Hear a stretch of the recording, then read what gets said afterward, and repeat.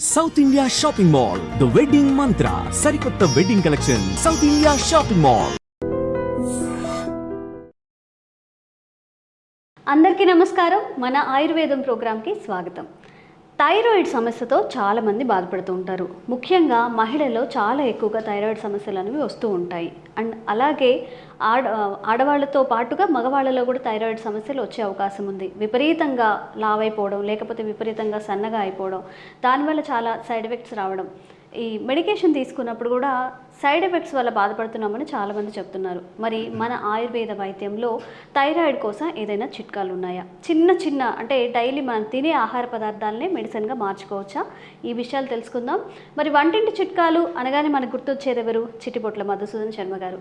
మధుసూదన్ శర్మ గారు ఈరోజు మనతో ఉన్నారు. వారిని అడిగి థైరాయిడ్ గురించిన అన్ని సందేహాలు తెలుసుకుందాం. నమస్కారం సార్. నమస్తే. సార్, థైరాయిడ్ గురించి చాలామందికి చాలా అపోహలు ఉన్నాయి. ఏంటంటే సెడెంటరీ లైఫ్ స్టైల్ వల్ల వస్తుందని, లేకపోతే ఇంతకుముందు అమ్మా నాన్నలకు కానీ జెనెటికల్ పరంగా వస్తుందని కానీ అంటూ ఉంటారు. అండ్ ఆహార పదార్థాల్లో కూడా చాలా సందేహాలు అయితే ఉన్నాయి. అసలు ఈ థైరాయిడ్ రావడానికి ముఖ్య కారణాలు ఏంటి? థైరాయిడ్ వచ్చేందుకు రకరకాల కారణాలు ఉన్నాయమ్మా. యాక్చువల్లీ ఇది ఒక జీవనశైలి వ్యాధిమా.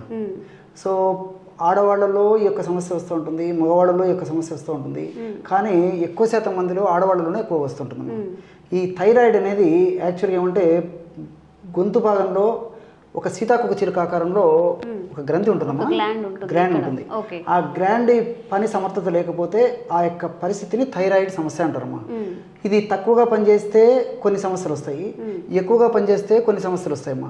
కాబట్టి ఆ గ్రంథి ఆ వయస్సుకు తగినట్లు, అంటే శరీర వయస్సు, శరీర బరువు, శరీర ప్రకృతిని తగినట్లు ఆ యొక్క స్రావాలు, హార్మోన్స్ కరెక్ట్గా ఉత్పత్తి చేస్తుంటే శరీరం కూడా తన పని తను చేసుకుంటూ ఉంటుందమ్మా. సో ఈ థైరాయిడ్ గ్రంథి యొక్క హార్మోన్స్ కానీ అవి ఉత్పత్తి చేసేటువంటి ఇతర పదార్థాలు కానీ హెచ్చుతగ్గులైనప్పుడు ఈ లక్షణాలన్నీ వస్తుంటాయమ్మా. ఈ థైరాయిడ్ గ్రంథి సరిగా పనిచేయకపోవడానికి మానసిక ఒత్తిడి కారణము, అదేవిధంగా మనం తీసుకునేటువంటి ఆహార పదార్థాలు కొంతవరకు కారణము, అట్లే విధంగా వాతావరణ కాలుష్యము కొంతవరకు కారణము, కొన్నిటికి స్పష్టమైనటువంటి కారణం కూడా ఉండదమ్మా. ఎందుకు ఈ విధంగా ఈ యొక్క థైరాయిడ్ గ్రంథి పనిచేయట్లేదు దానికి స్పష్టమైన కారణం కూడా తెలియట్లేదమ్మా. కొంతమందికి పోషకాహార లోపం, ముఖ్యంగా కొంత రకాల ప్రోటీన్స్ తక్కువ కావడం వల్ల కూడా, ప్రోటీన్ ఆహారం సరిగ్గా తీసుకోకపోవడం చేత కూడా ఈ సమస్య వస్తూ ఉంటుందమ్మా. సో ఈ యొక్క థైరాయిడ్ గ్రంథి ఇంతకుముందు చెప్పినట్లు ఎక్కువగా పనిచేసినా కొన్ని ఇబ్బందులు ఎదురవుతాయి, తక్కువగా పనిచేసినా కొన్ని ఇబ్బందులు అవుతాయి. థైరాయిడ్ గ్రంథి తక్కువగా పనిచేసినప్పుడు థైరాయిడ్ గ్రంథి నుంచి తక్కువ హార్మోన్స్ ఉత్పత్తి అవుతుంటాయమ్మా, థైరాయిడ్ హార్మోన్స్. దీన్ని హైపోథైరాయిడిజం అంటారమ్మా. హైపోథైరాయిడిజం. హైపో అంటే తక్కువ, థైరాయిడిజం అంటే థైరాయిడ్ నుంచి ఉత్పత్తి అయ్యేటువంటి పరిస్థితి అని చెప్పేసి. థైరాయిడ్ నుంచి ఉత్పత్తి అయ్యేటువంటి థైరాయిడ్ హార్మోన్ తక్కువ ప్రమాణంలో ఉత్పత్తి కావడం చేత ఉండేటువంటి పరిస్థితి ఏదైతే ఉందో దాన్ని హైపోథైరాయిడిజం అంటారమ్మా. రెండవది హైపర్ థైరాయిడిజం. హైపర్ అంటే ఎక్కువగా అనేటువంటి అర్థం. థైరాయిడ్ గ్రంథి అవసరాలకు మించి ఎక్కువగా పనిచేసినప్పుడు దాని నుంచి ఎక్కువ స్రావాలు, ఎక్కువ హార్మోన్స్ ఉత్పత్తి అవుతాయమ్మా. దాన్ని హైపర్ థైరాయిడిజం అంటారు అనమాట. హైపర్ అంటే ఎక్కువగా అనేటువంటి అర్థం. కాబట్టి ఇక్కడ ఆయుర్వేదంలో ఉన్నటువంటి విచిత్రం ఏంటంటే మా హైపోథైరాయిడ్ కానీ హైపర్ థైరాయిడ్ కానీ రెండింటికి ఒకటే మందు, రెండింటికి పరిస్థితిని చక్కదిద్దామా. అది ఆయుర్వేద వైద్యం యొక్క ప్రత్యేకత. ఇప్పుడు ఇంగ్లీష్ వైద్యంలో అయితే హైపోథైరాయిడ్కి సపరేట్ మెడిసిన్స్ ఉంటాయి, హైపర్ థైరాయిడ్కి సపరేట్ మెడిసిన్స్ ఉంటాయమ్మా. కానీ ఆయుర్వేద వైద్య విధానంలో మాత్రము ఏ రకమైన థైరాయిడ్ అయినప్పటికీ మనం తీసుకునేటువంటి ఆ యొక్క మెడిసిన్ థైరాయిడ్ గ్రంథి యొక్క పనితీరు ఎక్కువగా ఉంటే నార్మల్ చేసేస్తుంది, తక్కువగా ఉన్నా నార్మల్ చేసేస్తుంది. అది గొప్పతనం. కాబట్టి రెండవది ఏంటంటే సైడ్ ఎఫెక్ట్స్ ఉండవు, సైడ్ బెనిఫిట్స్ ఉంటాయి, క్షేమదాయకంగా పనిచేస్తుంది. భవిష్యత్తులో కూడా ఎక్కువ రోజులు వాడినప్పటికీ ఎలాంటి ప్రాబ్లమ్స్ ఉండవమ్మా.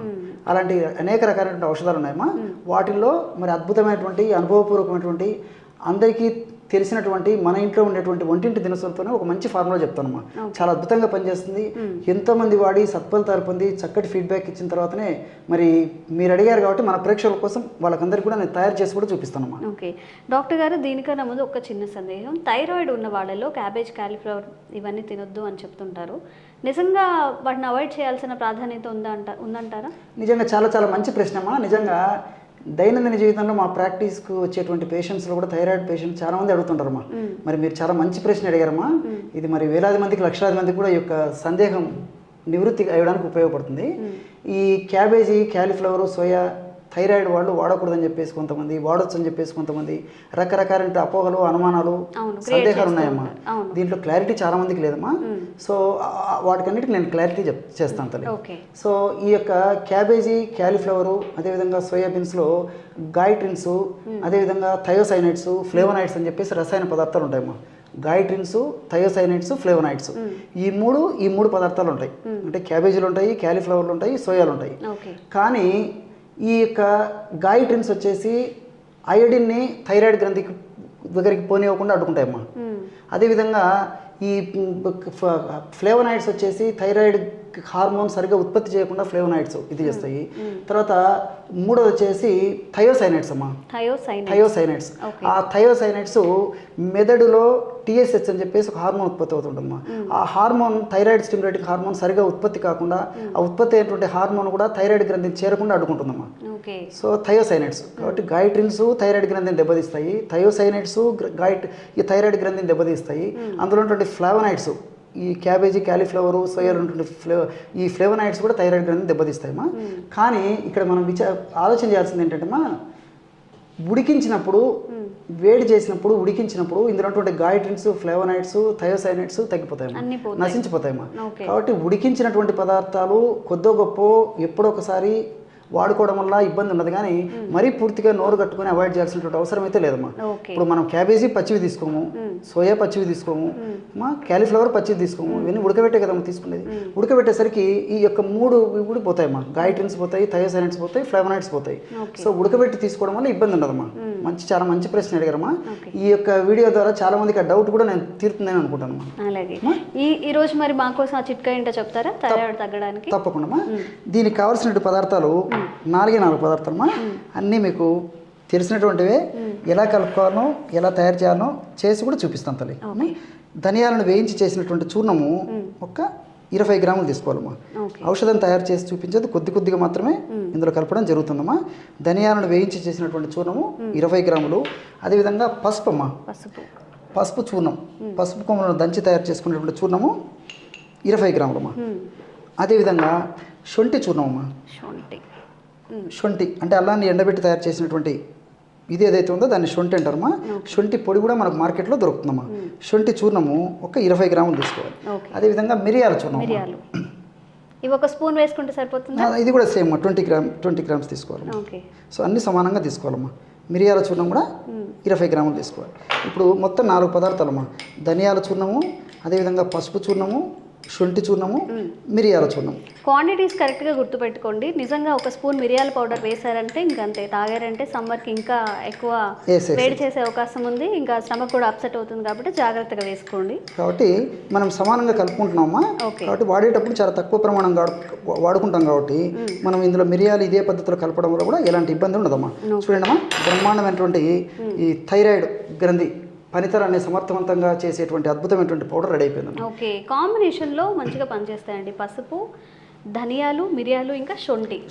సో అంటే విడివిడిగా తీసుకుంటే తీసుకోలేము కానివ్వండి. ఒక థైరాయిడ్కి నిజంగా చెప్పండి, ఎంతమంది థైరాయిడ్ వ్యాధి బారిన పడుతున్నారు. చాలామంది మెడికేషన్ యూజ్ చేసినందువల్ల మళ్ళీ దానివల్ల సైడ్ ఎఫెక్ట్స్ వచ్చాయని చాలామంది బాధపడే వాళ్ళు కూడా ఉన్నారు. కాబట్టి ఇవన్నీ మనం వంటింట్లో యూజ్ చేస్తాం. పసుపు యూజ్ చేస్తాం, ధనియాలు, శొంఠి, మిరియాలు డిఫరెంట్గా వంటింట్లో ఎక్కువగా యూజ్ చేస్తూ ఉంటాం. కాబట్టి వాటన్నిటిని ఇట్లా ప్రీమిక్స్ కనుక చేసుకుంటే మిరియాల విషయంలో క్వాంటిటీని తప్పకుండా ఫాలో అవ్వండి. ఎక్కువ వేసుకున్నా కానీ కొంచెం మంటగా, లేకపోతే కడుపులో యాసిడిటీ ఫామ్ అవ్వడం, మళ్ళీ ఎఫెక్ట్స్ అయ్యే అవకాశం ఉంటుంది. కాబట్టి మిరియాల విషయంలో కాస్త జాగ్రత్త తీసుకోండి. అలాగే ప్రీమిక్స్ చేసేసుకొని ఒక గ్లాస్ బాక్స్లో స్టోర్ చేసి ఎలా వాడుకోవాలో చెప్తాను, యూజ్ చేసుకోవచ్చు. ఈ విధంగా తయారు చేసి పెట్టుకోవాలమ్మా. ఈ విధంగా తయారు చేసి పెట్టుకున్న తర్వాత డైలీ డోసెస్ ఎలా తీసుకోవాలండి?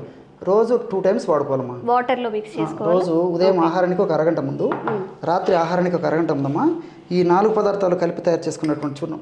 మీరు చాలా మంచి వీళ్ళను ఎడ్యుకేట్ చేశారమ్మా పబ్లిక్ని. ఎందుకంటే మిరియాలు ఘాటైనటువంటి పదార్థము, శొంఠి ఘాటైన, తెలియక అన్ని ఈక్వల్ క్వాంటిటీ వేసుకుంటే మళ్ళీ ఘాటుగా ఉండే అవకాశం. కాబట్టి కేవలం 1 గ్రామ్ తీసుకుంటే సరిపోతుందమ్మా. 3 గ్రామ్స్ 1 గ్రామ్ అమ్మా. 1 గ్రామ్ ఒక డోస్కి 1 to 1.5 గ్రామ్ వరకే వాడుకోవాలన్నమాట. సో ఒక 50 మిల్లీలీటర్ల నీళ్లు తీసుకొని 50 మిల్లీలీటర్ల నీళ్ళలో 1 to 1 గ్రామ్ పౌడర్ కంటే ఎక్కువ కూడా అవసరం ఉండదమ్మా. చూడండి అమ్మా, ఒక అర నిమిషం లోపే ఈ పదార్థం అంతా నీళ్ళలో కరిగిపోతుంది, చాలా అద్భుతంగా తయారైపోతుంది. సో థైరాయిడ్ సమస్యకి చాలా అద్భుతమైనటువంటి పానీయం రెడీ అయిపోయింది. ఒక్క శొంఠి తప్ప ధనియాలు, మిరియాలు, పసుపు అనేవి మనం మసాలా దినుసులుగా యూజ్ చేస్తాము, ఎక్కువ కూరల్లో కూడా యూజ్ చేస్తాము. చూడండి, మనం తినే ఆహారమే మనకి దివ్య ఔషధాలుగా కూడా పనిచేస్తుంది. ఆహారమే మెడిసిన్ అని కూడా అంటారు. కాబట్టి జంక్ ఫుడ్, బయట దొరికే ఫుడ్, ఆయిల్స్ అవన్నీ అవాయిడ్ చేసుకొని కొంచెం ఇలా మన ఆరోగ్యం గురించి చిన్న చిన్న చిట్కాలు పాటిస్తే మన హెల్త్ని సెట్ చేసుకోవచ్చు. డాక్టర్ గారు, ఇందులో కొంచెం మిరియాలు కూడా యాడ్ చేసాం కాబట్టి డైరెక్ట్గా ఇలా తాగలేని వాళ్ళు కొంచెం హనీ కానీ బెల్లం కానీ యాడ్ చేసుకోవచ్చా ఈ వాటర్లో? చాలా మంచి ప్రశ్నమా. ఈ వాటర్లో యాడ్ చేసుకోవచ్చుమా, తేనె యాడ్ చేసుకోవచ్చు. అలా లేకపోతే మనం ఆల్రెడీ పౌడర్ తయారు చేసి పెట్టుకుంటాం కదమ్మా, ఇదే పౌడరు 1 గ్రామ్ పౌడర్ తీసుకొని తగినంత తేనెతో కలిపేసి డైరెక్ట్ కూడా తీసుకోవచ్చు. నీళ్ళతో కలపకుండా కూడా అలాగే తీసుకోవచ్చు, తేనెతో కలిపి తీసుకోవచ్చమ్మా. ఓకే, థ్యాంక్ యూ అండి. మా కోసం ఒక చక్కని చిట్కా అయితే ఈరోజు మాకు తెలియజేశారు, ముఖ్యంగా థైరాయిడ్ గురించి. Thank you so much. నమస్తే.